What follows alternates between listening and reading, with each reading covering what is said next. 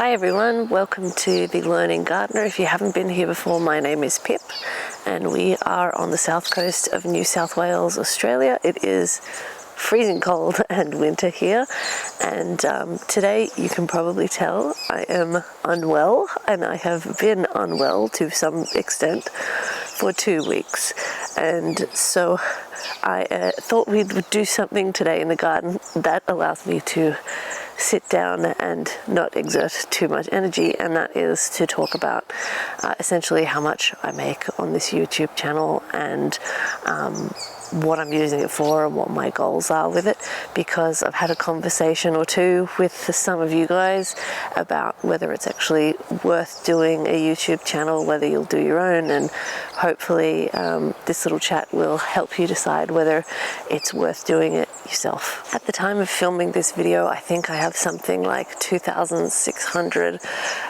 followers, and I think probably in the last 8 or so months, I've added pretty much 2,000 plus subscribers. This channel I think has been going for about 3 years altogether. Initially I was really patchy with when I posted. And then when I moved into this property, or got the keys to this property 2 years ago now, I started filming more regularly, but I was trying to desperately paint the house and get everything ready before the builders came in and started doing all the floor work and everything, because obviously it's much easier to paint a house when you can drop paint on the concrete slab with no issue, rather than if you drop it on a brand new carpet or brand new flooring. So I didn't always have time or energy to actually post super regularly back then. But I would say after we moved in, it was probably just a couple months later, then I started posting, I would say like once a week, and my average views was about 200-ish per video, and I would feel like I'd achieved greatness if that had happened within the first 24 hours, and it was like that for a long time. Now I should preface it with I'm not interested in posing for thumbnails. 99% of the time I forget to take one. I don't bother with clickbaity titles. It's just like it's not my thing. And the I have found with some experimentation, the things title-wise that make the most difference to your YouTube channel are things where the title doesn't really tell you what's happening in the video. It's like, I shouldn't have done this. And to be honest, as a viewer of YouTube, I loathe that sort of title, because sometimes your time is limited and you've only got time to watch a certain number of whatever's you're doing. And it drives me a bit mad when you can't tell what the video is going to be about before you start watching it, because then you waste, you know, like 2 minutes of life watching a video you didn't actually want to watch. So it does drive me a bit mad, those sorts of titles, so I tend not to do them. It's probably just also an element of laziness in that I have to think about a title like that, as opposed to being like planting potatoes.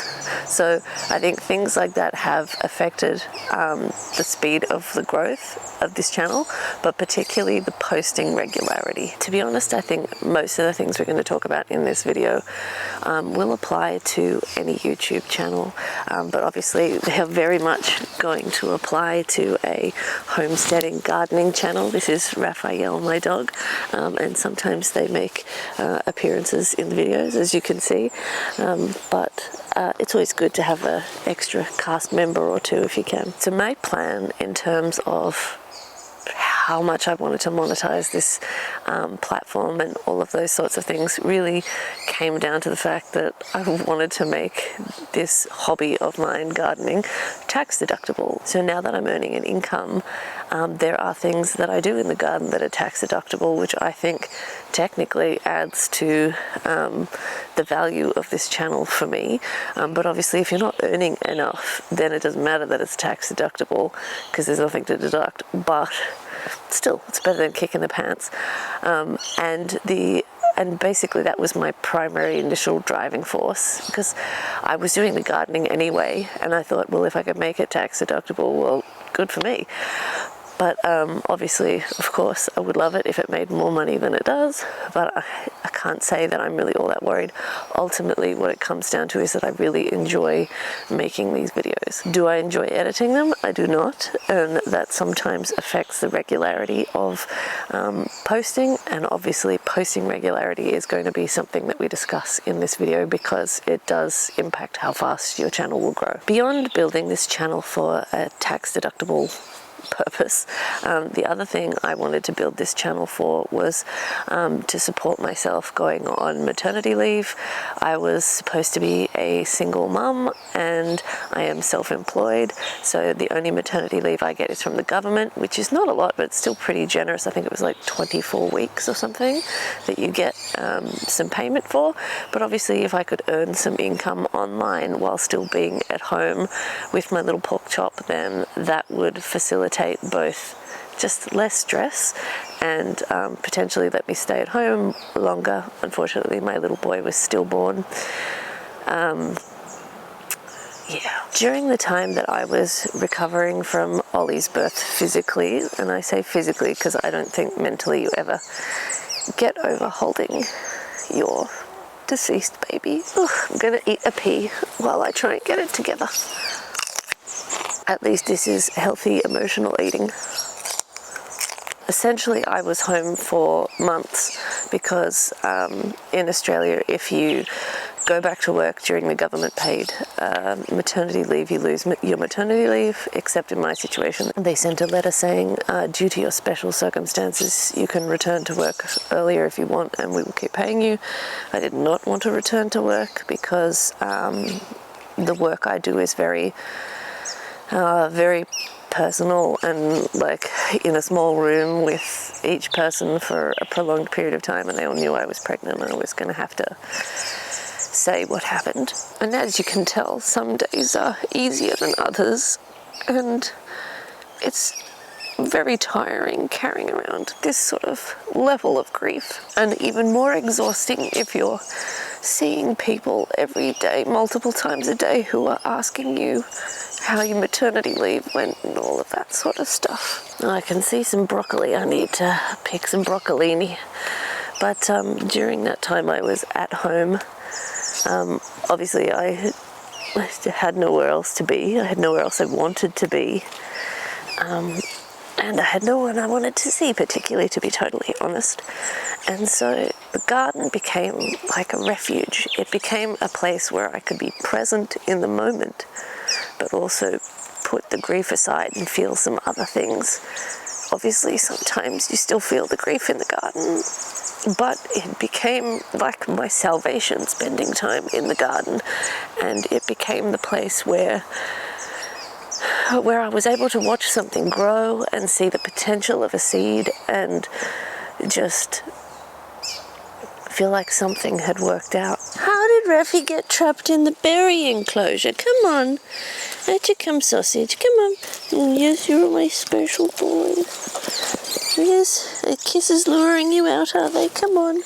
Come on, out you come. You're going to be stuck in there forever otherwise. Come on.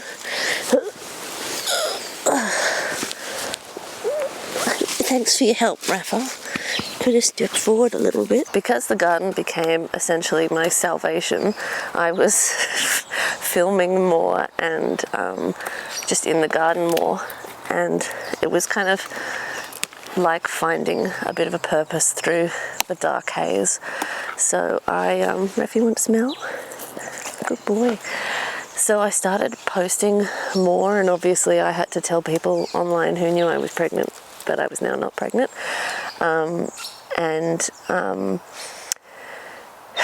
I just started posting more and more and more, and then I started feeling increasingly like super motivated because you guys were so kind and lovely and started commenting a lot on the videos, obviously, because, let's be totally honest, you felt a bit bad for me because of what I was going through. And that meant that my videos started getting more traction. It meant that I started getting more subscribers. And then I had a couple of videos that for no reason that I can identify at all, just went mini viral. So they obviously didn't get, you know, like 1 million views or anything insane like that, but they got enough to finally push me over that 4,000 view hours and 1,000 subscribers. And I still to this day have absolutely no idea why those 2 or 3 videos did really, really well. It's nothing that's reproducible. I actually thought they were kind of rubbish videos, those ones, but you know, whatever. So then since February this year, I've been monetized, and obviously February is summer for us here in Australia, which meant that the garden was changing a lot and there was a lot happening in the garden, and obviously I was at home, and that made filming a lot and putting out a lot more videos easier to do and really motivating. And because that happened on the heels of those couple of videos that did much better than normal, so my normal views for a video is somewhere in the 800 to 1,000 views per video. So those videos were up around 14,000. So that first month of February, I made nearly $600, which was perfect timing because somebody and his best friend knocked over the camera and cracked the lens. So that helped me replace the lens of the camera. And that was February. Around that time of sort of February, March, I was posting generally about 4 to 5 videos a week, more like 5, which was great because, you know, like as I said, I didn't really want to go anywhere else or hang out with people. I didn't want to socialize. I still had a lot of crap I was going through. I still was having surgeries and, you know, a lot of really super fun things. And obviously a lot of medical appointments, so it was a great distraction and something that, like, I was just like tunnel vision. I don't want to deal with the other problems in life. I'll deal with this I can cope with. And so February was about $600, and then March and April, I would say the average number of videos was, again, I think 5 a week, maybe 4, but it was more like around $400. I think March was like 417, and April was like $398 or something, so it was about $400 a month, so $100 a week for 5 videos. So I did work out that the average at the time was something like $25 per video, and that's how much you're making like in that month. Obviously, if people go back and watch your previous videos, then they slowly accrue a bit more, but it's not like, you know, they accrue a huge amount. And then I went back to work in April. I didn't go back full time because I would have lost my mind. I have been back at work for 7 weeks now, and as I said, I've been unwell for 2 weeks. So I think that's just the stress on my body of everything. And for 3 additional weeks, so 5 weeks in total, I've basically been man down. Because we had 3 weeks of just torrential rain, and it was just absolutely flooding out here. And I'm not someone who will film content sort of for the sake of filming it, so you'll never come with me to do my laundry, or you came with me to clean up the deck because it was so bad. But generally speaking, you won't come with me to clean the house also just because maybe I didn't clean the house. But yeah, I'm not... Generally speaking, my videos are going to be on this channel about what we're doing in the garden, what we're doing with the products, so cooking, sometimes just straight up eating the peas, sometimes sharing them with the dogs, and things like what I'm doing with all the flowers that come out of the garden. So it's very garden-based content. So I'm not just inclined to fill with whatever. The other thing we've added to this channel is the chickens, but they're cute and chickeny, so that's, you know, that's all good. And they've produced quite a bit of content. Mind you, they were supposed to be producing eggs, and they've produced none to this point, but they're still little pork chops. But I did find that maintaining 4 videos a week as we went into the cooler season and as I returned to work extremely difficult, because it basically meant that whenever I wasn't at work, I needed to be either filming or editing, and I was destroyed for the day after I got home from work. To be honest, that's really only starting to change now, and kind of not really because I'm sick. So It's just that work's getting a little bit easier because I'm not seeing so many people who don't know what happened, because I'm too fully booked with the ones that do know, which is, I guess, kind of a merciful break in the schedule. But I'm sure there will come a wave of people again. Yeah, so in between the 5 weeks of either torrential rain or me being unwell, I have done the occasional video out here, but it's been extremely difficult or very, very muddy, or I've been unwell. And that has really meant that the post regularity has just dropped through the floor. So I think this week, because I've been sick, it's only been once this week maybe, but so generally I've gone back to once to twice a week, and that has meant that the income has predictably dropped in half. So the income for May was, I think, $198, so $200, and this month, what are we in now? June. I have to think about that. I was going to say April, but clearly my brain's not working. It's like $1.50 basically, because I haven't been releasing videos. So the point of that is that sharing your story with people obviously helps, because then they want to be part of the process.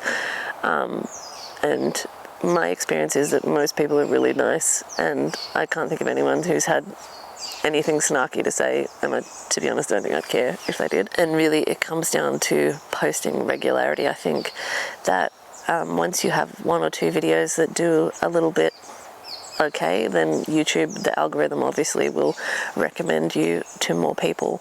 But for the most part, your views are going to be just steadily increasing unless you, I don't know, make particularly catchy or provocative videos, or you somehow have a knack for going viral, which I feel like is not really the way gardening videos and gardening channels work. But still, like, you know, if it was what, $600, $400, $400, $200, given that I was going to be doing these jobs in the garden anyway, it's good pocket money. Okay, it wouldn't replace my wage, which I would love it if it did that, but it's still a lot better than a kick in the pants. It means that I'm doing something I love, that hopefully one day I will be able to make this more of like a full-time gig, if it ever stops raining and I ever feel well again. And hopefully that in the future I can just keep building it and plugging away at it, and hopefully at some point it will be more of an income substitute for me, or at least sort of almost make us a 1.5 person income house. Because if you've never met the person you're supposed to spend your life with in this current economy, a 1 person income household does make things a little bit more difficult. But I guess it's nice that my hobby is growing my own food, so that reduces my costs as well. Tastes a hell of a lot better, and hopefully is providing health support. I say that as a sick person right now, but generally speaking, my blood tests have been significantly better. I have a very checkered past medically.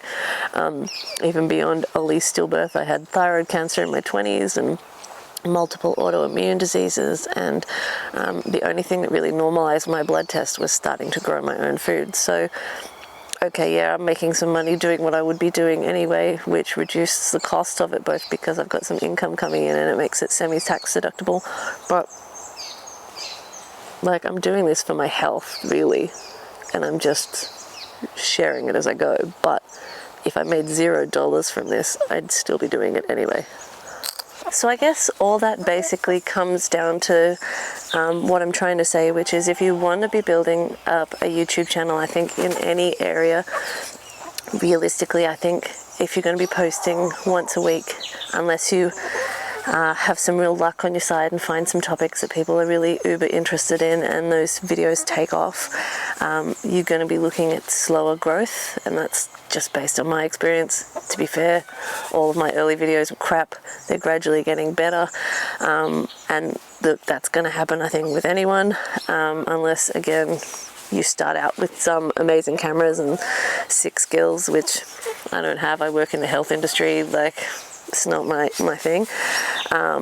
But I think generally speaking, if you want things to take off a little bit faster, you need to be posting more than once a week, which can be difficult to maintain depending on what kind of content you're producing.